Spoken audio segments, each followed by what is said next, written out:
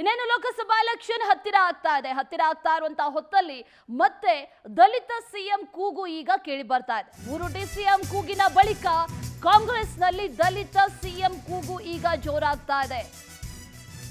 Siddu ಕುರ್ಚಿಗೆ checkmate ಇಟ್ರ ದಲಿತ ನಾಯಕರು. ಹಾಗಾದ್ರೆ ಎಚ್.ಸಿ. ಮಹದೇವಪ್ಪ ಮಾತಿಗೆ ಇತರೆ ಸಚಿವರು ಕೂಡ ಬೆಂಬಲವನ್ನ ಸೂಚಿಸಿದ್ದಾರೆ. ಡಾಕ್ಟರ್ ಜಿ ಪರಮೇಶ್ವರ್ ಪರ ಕೆ.ಎನ್. ರಾಜಣ್ಣ ಬ್ಯಾಟಿಂಗ್ ಮಾಡಿದ್ದಾರೆ. ಎಲೆಕ್ಷನ್ ಬಳಿಕ ಕೇಳ್ತೀನಿ ಅಂತ ಸತೀಶ್ ಜಾರಕಿಹೊಳಿ ಹೇಳಿದ್ದಾರೆ. ಪ್ರಭಾವಿ ದಲಿತ ನಾಯಕರಿದ್ರೂ ಕೂಡ ಸಿಎಂ ಸ್ಥಾನ ಸಿಗಲಿಲ್ಲ.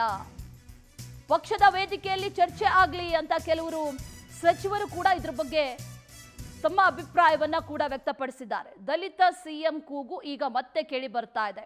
ಸಿಎಂ ಕುರ್ಚಿಗೆ ಒಂದಷ್ಟು ಸಚಿವರು ಸೇರಿ ಚೆಕ್ಮೇಟ್ ಇಡ್ತಾ ಇದ್ದಾರೆ ಅನ್ನುವಂಥ ವಿಚಾರ. ಈಗಾಗಲೇ ರಾಜ್ಯದಲ್ಲಿ 3 ಡಿಸಿಎಂ ಫೈಟ್ ಆಯಿತು. ಆ ನಂತರದಲ್ಲಿ ಈಗ ಪಕ್ಷದ ವೇದಿಕೆಯಲ್ಲೇ ಚರ್ಚೆ ಆಗಲಿ ಅನ್ನುವಂಥ ಮಟ್ಟಿಗೆ ದಲಿತ ಸಿಎಂ ಕೂಗು ಕೇಳಿ ಬರ್ತಾ ಇದೆ.